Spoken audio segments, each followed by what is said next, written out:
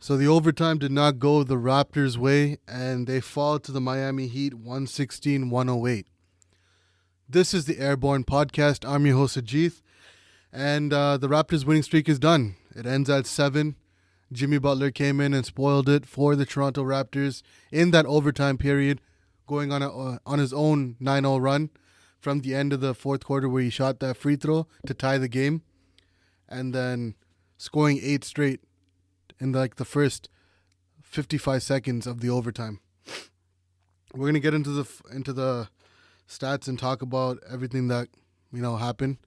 But one thing that stood out for sure, well, actually two things, is the Raptors' 3-point shooting was probably at its worst of the season, and the foul calls. I haven't checked the stats specifically yet, but I mean you could tell that there's a difference in the amount of calls that we got and what Miami got. Okay, so as a team, we shot 38% from the field. We were 35 of 91, and they shot 45%, and they were basically 45 out of 100. Well, it was 99, but I mean, it would have been the same percentage regardless. And 3-point percentage, this is where we got killed, because we were 11 of 43 from the 3-point line, which is 26%, and they shot 39%, and they were about 15 from 38 from 3. Free throws, we were 81%, 29 of 36, and they were 16 of 21, which equals to about 76%. Turnovers, we were tied. We both had 11 each. And assists, they beat us. They had 29, and we had 25. Offensive rebounding, I've already told you this before, that we've had a struggle rebounding the ball, mainly on the offensive boards, but rebounding overall, we've lost to a majority of the teams, but found ways to still win the game. And on this particular night, the Raptors got out-rebounded 48-55, and they got 9 offensive rebounds when Miami beat them by 1 by grabbing 10 offensive boards. Blocks, we had 4, they had 7, and personal fouls, they had 27, we had 20. And then we got a technical foul. I don't know where that was from, but this is probably the best Miami team we've seen since the LeBron era. And they defended Pascal Siakam really well, and just the team overall. And you got to admit and give them credit where it's due. Like, this is definitely a team in the elite side on the Eastern Conference and overall in general, because they got multiple bodies. They can throw at multiple people on our team. And they got guys that can guard Pascal Siakam. Bam Adebayo did an amazing job today, and did his best to hold Pascal Siakam to only 15 points. He had 12 boards, but this wasn't it wasn't a good night for Pascal, because he wasn't shooting well from the field. He was 5 of 14 from the field, and that's about close to 33%. Let's break it down. I'm gonna start off with the Miami Heat's individual stats for each person. Jimmy Butler, this is the first time he's coming back and playing the Raptors since Game 7 when that 4-bounce shot went down for Kawhi Leonard and we made history. He came out, like I said, went off in the overtime, scoring 8 straight, 9 overall, starting from the fourth quarter at the end when he hit the free throw to tie the game. But he played 41 minutes, and he had a triple-double with 22 points, 13 rebounds, 12 assists, 7 of 16 from the field, 2 of 4 from the 3-point line, and 6 and 7 from the free throw line.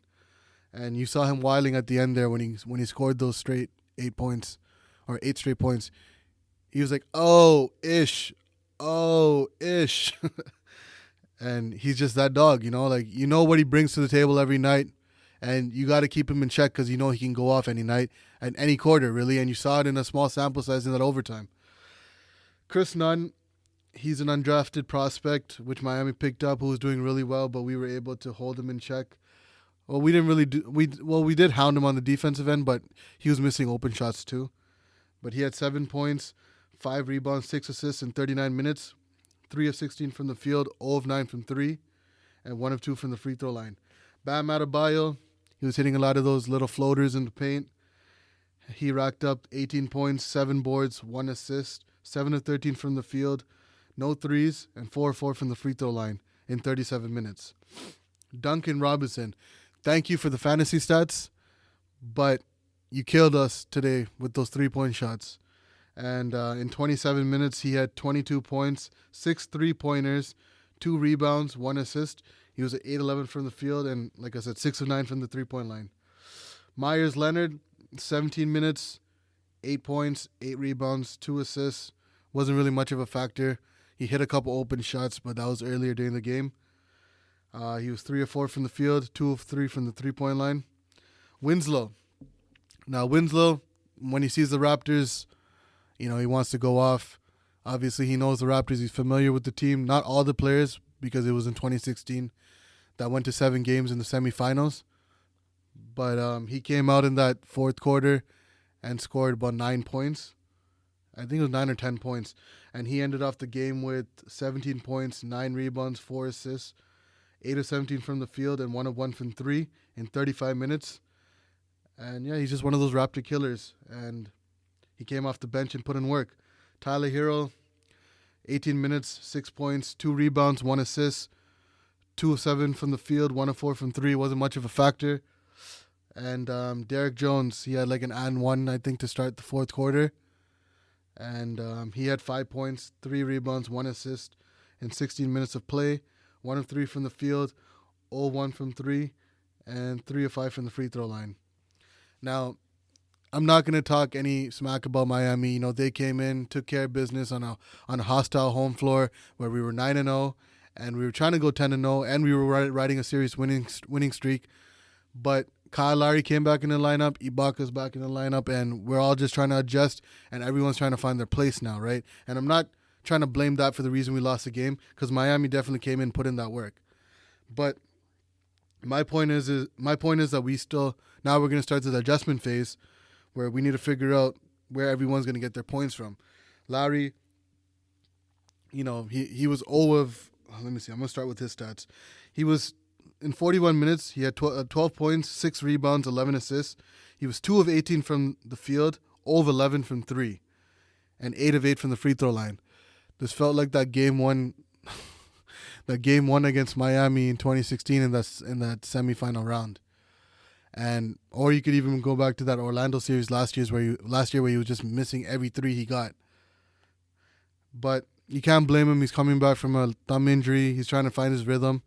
But think about those 11 shots. If he didn't come back, other players would have got those shots, and who knows, it could have been a different ball game because he just got inserted right back into the starting lineup.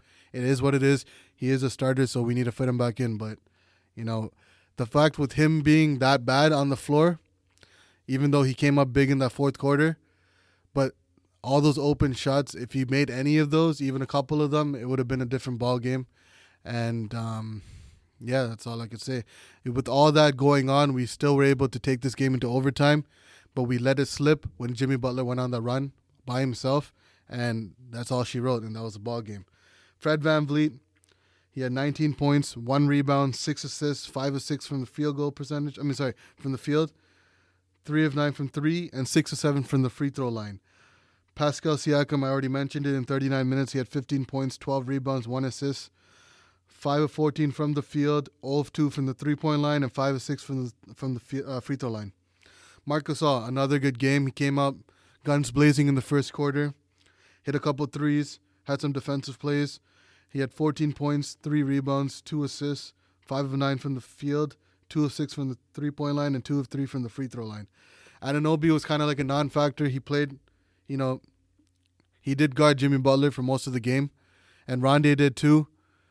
But, they weren't really a factor on the offensive end, and that's why you didn't see OG or Rondé on the floor in the overtime, because Norman Powell had it going with 23 points in 34 minutes with 8 rebounds, 1 assist, 8 of 14 from the field goal, from the field, and 4 of 8 from the 3-point line, 3 of 4 from the free throw line.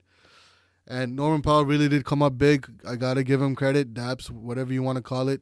Even with Lowry back in the starting lineup and him taking a bench role, he took advantage of the moment because he knew Lowry was struggling, and Nick Nurse kept putting him back in every time Lowry needed a break or if we were going, if Miami was going on a run and Lowry wasn't helping us on the floor, he would put Norman back in the floor and he would hit those threes, crucial, buckets. He drove it to the lane a couple of times. He even got a few free throws when he went to the line. But, off the bench, that's some crucial points that we had because it was making up for what Lowry couldn't give us on the offensive end. Ibaka, solid night, 22 points, 13 points, 9 rebounds, 4 of 8 from the field, 2 of 3 from the three-point line, 3 of 4 from the free throw line. And Rondé, he had 6 points, 3 rebounds, 1 assist in 17 minutes, 3 of 4 from the field, 0 of 2 from the free throw line. And Terrence Davis, 15 minutes, 2 points, 3 rebounds, 1 assist, 0 of 3 from the field, 0 of 2 from the from the three-point line, and 2 of 2 from the free throw line. Now our bench mob, you want to call them? They're the bench mob 2.0 as of right now. That's a new version of our bench, and they really didn't do much. Like Norman was really a starter for us while Kyle Lowry was out, and those points just translated to the bench because Lowry was back in the lineup.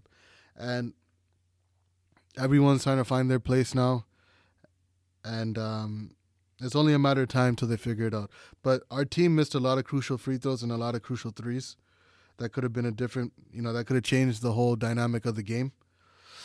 But, you win some, you lose some, and you just got to kind of live with it. Circle the next day we play them and bring it back, run it back, and take one from them in Miami.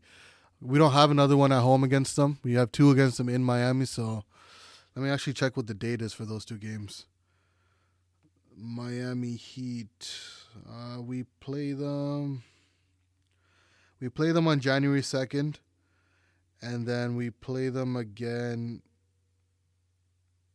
on April 14th. So there's a huge gap between the games, but we gotta bring it every night against them. They're one of those elite teams. I told you to begin the season, no one in the world thought that the Raptors and the Miami Heat would be in the top 4 seed of the Eastern Conference. But as you can see, it's not a 2-team race with Jimmy Butler taking his talents to Miami from Philly that takes away from Philly and adds to Miami, right? And Miami is a deep team too, so they just signed Jimmy Butler. It's not like they traded anything for him. Well, they did. It was a sign and trade with Josh Richardson, but Jimmy Butler literally just slides into that place. And Miami is a culture, and they got good scouts, and they find those gems like we do as Raptors with finding Siakam, Van Vliet, Terrence Davis. Like they found a Division III player in Duncan Robinson who killed us on the three-point line today. He was 6 of 9 from the three-point line. He was a Division III player. And, he played for the coach that coaches Cleveland now, and he went off. Even against Cleveland, like against his old coach, he had 29 points and 9 threes. So the man can shoot. We know that. Tyler Hero luckily wasn't able to replicate what Duncan Robinson did, but he still had a couple, key moments in there where he hit, buckets for them. He got buckets for them. And Kendrick Nunn, he was another gem. Didn't really do a good job, but he's been on a tear. He's one of those rookies running for Rookie of the Year. We still don't know who's going to win that award yet, but, he's definitely in the run right now. And we just got to wait and see. I can't blame the Raptors right now. Our record is, 15-5 right now? And we are still atop the East in the top 4 seed. Let's see the record right now. So the Bucks are on a crazy 12-game winning streak. Miami's in second place right now because they just beat us. We have the same record as them with 15 wins, 5 losses. And then we got Boston right behind us with 14 wins, 5 losses. Philadelphia, 15-6. And then you got the Pacers, 13-7. Brooklyn, 10-10. And Magic, 9-11. And then the Pistons are the team from the outside looking in at 9th place with 8-13. But whoever said the East was weak, you're seeing them play the Western Conference teams, and aside from maybe the top 2 in the Lakers and the Clippers, everyone else is kind of on the same. The Lakers and Clippers are probably the best teams overall, and I mentioned this before. They're on a collision course to meet each other in the West Finals to see who has the keys to LA, who runs LA. That's what everyone wants to see. It's must TV. TV. It's must-see TV. And then you got Houston, Utah, so on and so forth. Next game, we got the Houston Rockets, Russell Westbrook and James Harden coming to town, and we need to take it to them. They're not, I think Miami split the season series between them and Houston, 1-1. So I'd say Houston's kind of on the same level, so we're going to get another key matchup where we got to bring it. We got to bring our A game, and we got to protect home floor. And we can't lose 2 in a row at home. We already lost one. First loss of the year at home, and we got to protect our home floor. Oh man, that stings. And I'm trying to stay as cool as I can with the Raptors loss. It always messes with me, but it is what it is. And I'll catch you guys back here for the Houston game on Thursday. I believe it's at 8 o'clock or 7:30. And yeah, if you guys enjoyed this video, you know the routine. Leave a like on the video. Subscribe to the channel. Show your boy that love. And we're going to keep it rolling. Hope y'all enjoyed this post-game podcast episode. And appreciate y'all for tuning in. Till next time, stay blessed, stay woke, and peace!